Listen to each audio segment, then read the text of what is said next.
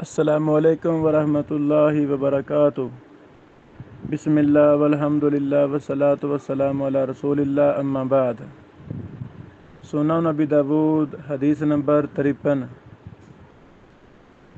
امام ابو داود رحمہ اللہ نے باب قائم کیا ہے، باب السواک من الفطرہ، مسواک کرنا فطرت سے ہے۔ فطرت سے مراد سنت، فطرت سے مراد وہ کام جو ہر شریعت میں بطور سنت ہو اور ہر رسول اور نبی علیہ الصلاۃ والسلام نے اس کی تعلیمات دی ہوں۔ تو مسواک بھی ان اعمال میں سے ہے جو ہر شریعت میں تھا۔ اللہ اکبر۔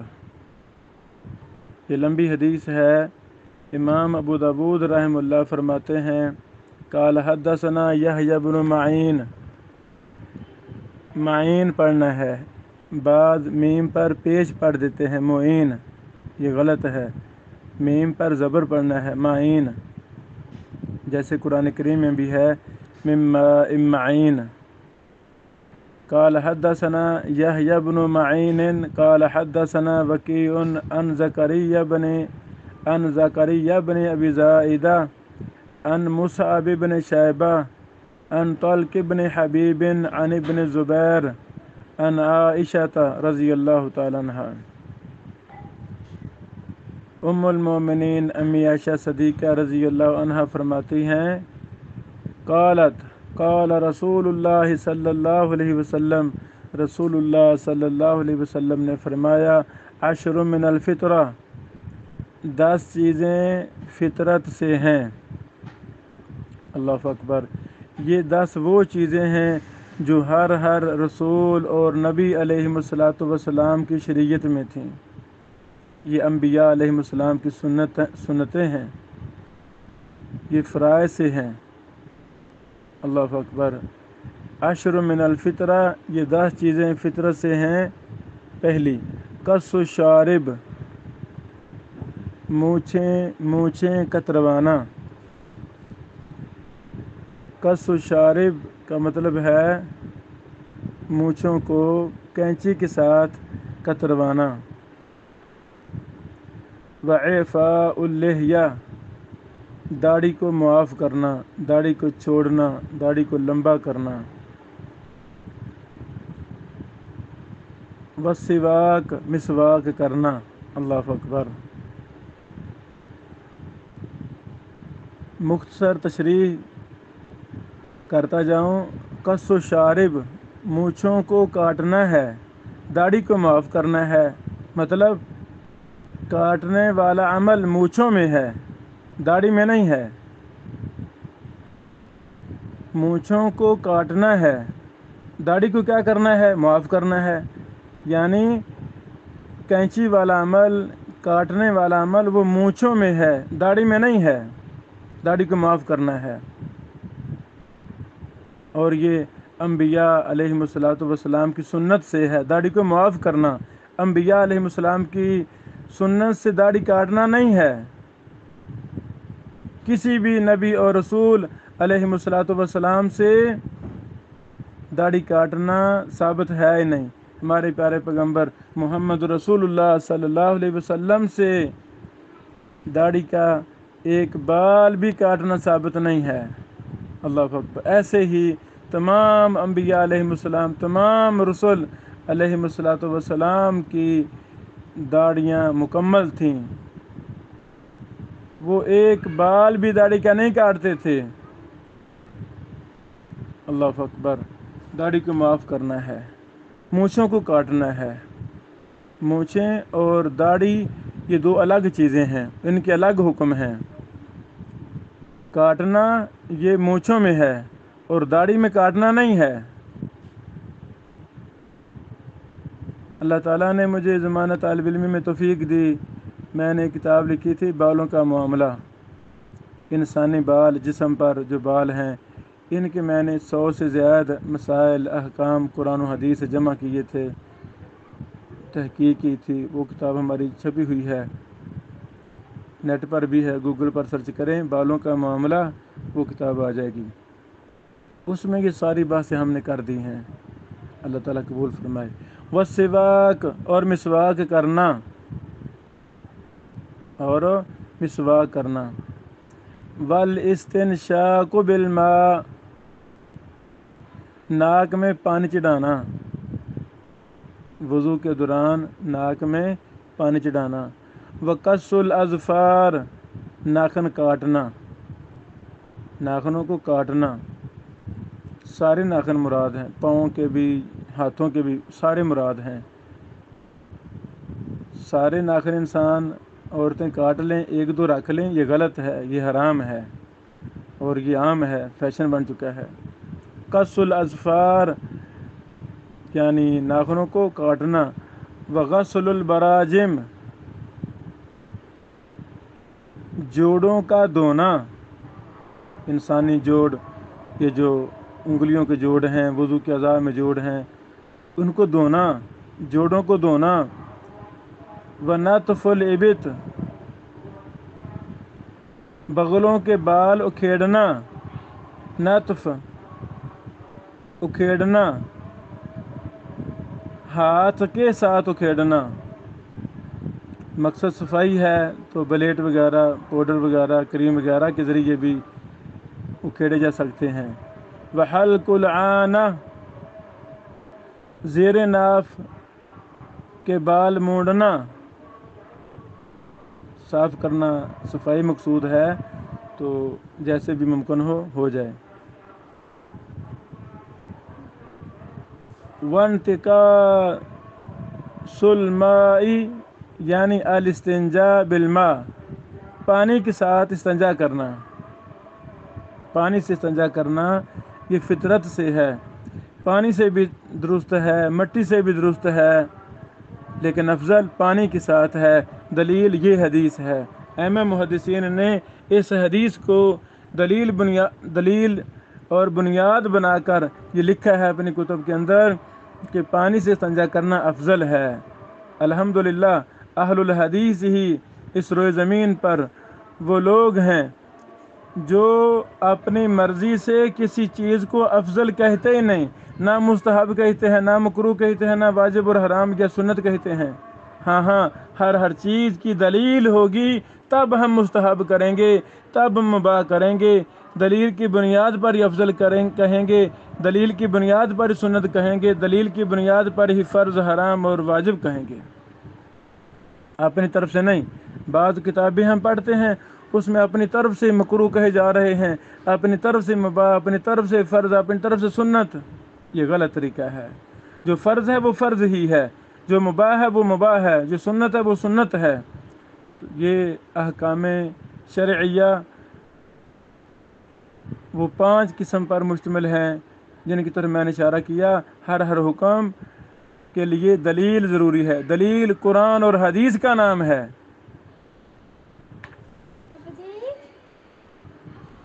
اللہ اکبر۔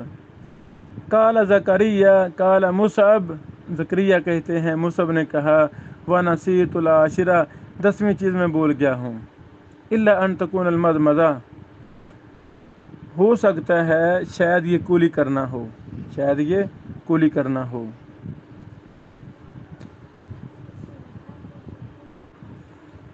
یہ حدیث ذکر کرنے کے بعد امام ابو داؤد رحمہ اللہ مزید فرماتے ہیں قال حدثنا حماد،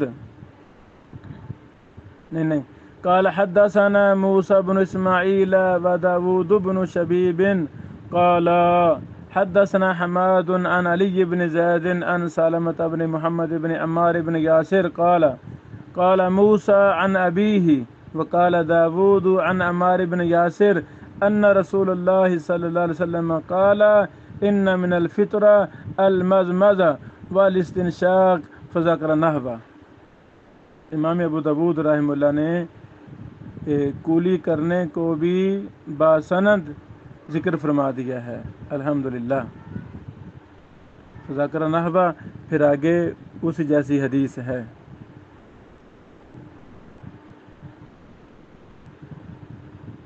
یہ حدیث بالکل واضح ہے۔ پہلی بات فطرت سے مراد وہ ہم نے مختصر بات کر دی کہ فطرت سے مراد سنت ہے، ایسی سنت جو سنت متواترہ ہو، ہر رسول اور نبی علیہ الصلوۃ والسلام کی شریعت میں وہ ہو۔ الحمدللہ یہ 10 چیزیں ہر نبی اور رسول کی شریعت میں تھیں، ہماری شریعت میں بھی یہ 10 چیزیں ہیں۔ دوسری بات، اس حدیث کے اندر جو 10 چیزیں مذکور ہیں، ہر چیز کی تفصیلات ہیں جو الحمدللہ قرآن و حدیث کے اندر موجود ہیں۔ ہمیں ہر تفصیل کو لینا ہے۔ کولی ہے، مثلا کولی کرنا ہے تو وہ سنت طریقہ کیا ہے، کیسے کرنی ہے، قرآن و حدیث میں ہر چیز موجود ہے۔ مونچھوں کے بال کٹوانے ہیں، ان کی تفصیلات احادیث میں موجود ہیں۔ داڑھی معاف کرنی ہے، اس کی تفصیلات موجود ہیں۔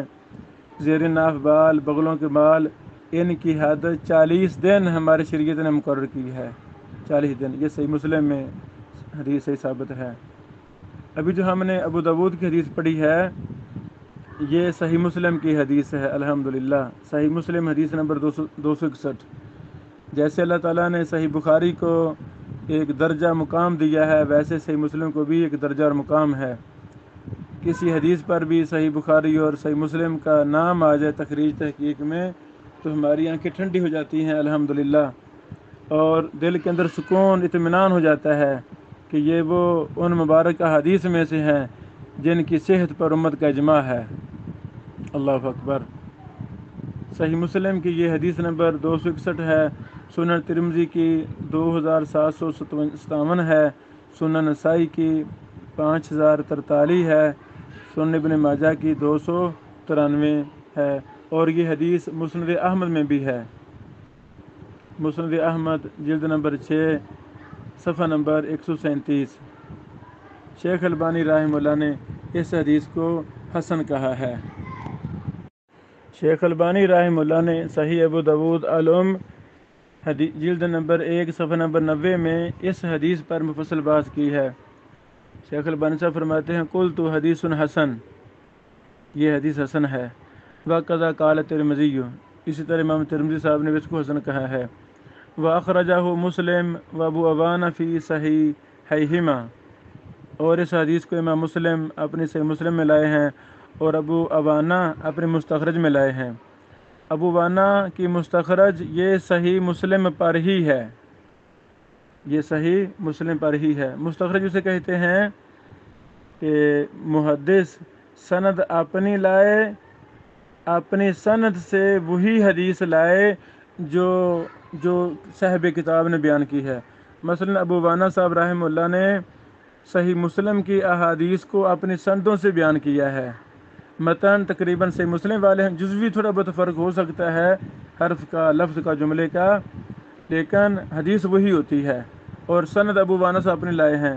اپنی سند کا مطلب وہ کہیں نہ کہیں جا کر صحیح مسلم کی سند سے مل بھی جاتی ہے، درمیان میں، شروع میں، آخر میں، یہ مراد ہے۔ تو مستخرج ایک باقاعدہ فن ہے، اس پر کچھ لیکچر میں نے دیے، وہ ہمارے یوٹیوب چینل علوم الحدیث ابن بشیر میں موجود ہیں، وہ ضرور سنیں، کافی فائدہ ہوگا انشاءاللہ۔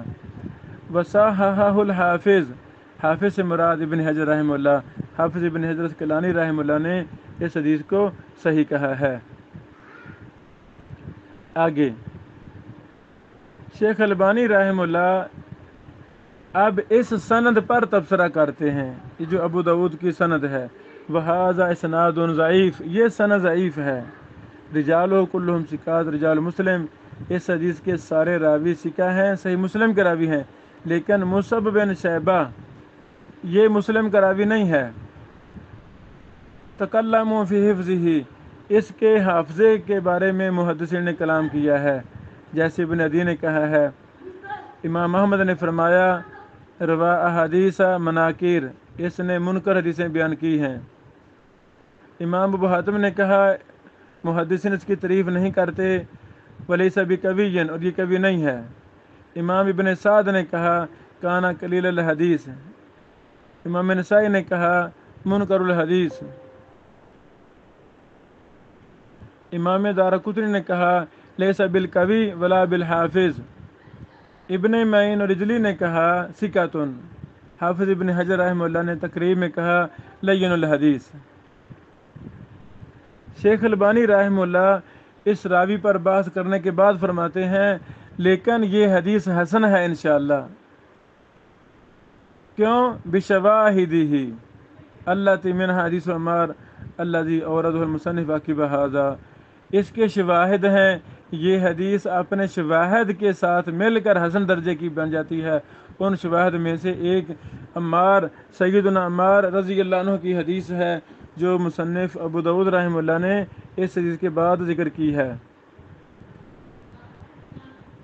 شیخ فرماتے ہیں کہ ہم عنقریب اس کو انشاءاللہ کے ذکر کریں گے۔ وہ اس حدیث کو تقویت پہنچا رہی ہے، اور اس حدیث کو ابو وانا نے اپنے صحیح میں نکالا ہے۔ مستخرج ابی وانا کا حوالہ جلد 1 صفحہ نمبر 191 ہے۔ سنن کبری بہقی میں بھی یہ حدیث ہے، جلد 1 صفحہ نمبر 52 ہے۔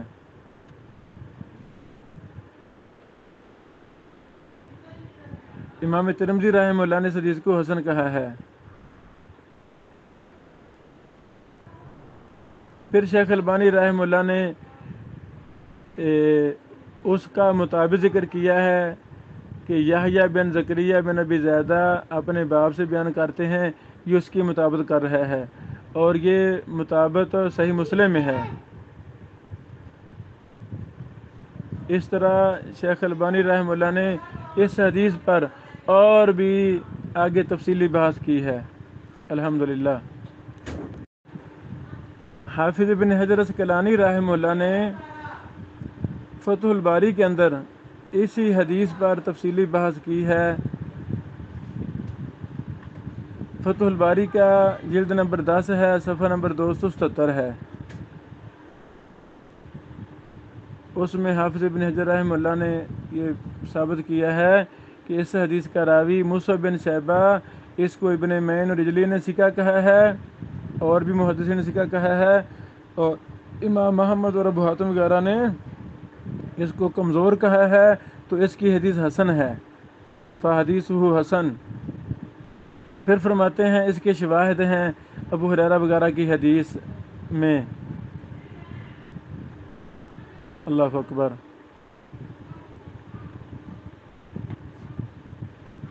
یعنی شیخ البانی رحمہ اللہ کی جب ہم صحیح ابو داؤد پڑھیں گے تو اس میں ہمیں اور بھی زیادہ فوائد ملیں گے انشاءاللہ۔ الحمدللہ، اسی کے ساتھ ہماری کی بات مکمل ہوئی۔ اسی مسئلہ میں اور بھی فوائد ہیں، وہ اگلی احادیث میں آ رہے ہیں، کچھ ہم وہاں تفصیل بیان کرتے ہیں انشاءاللہ۔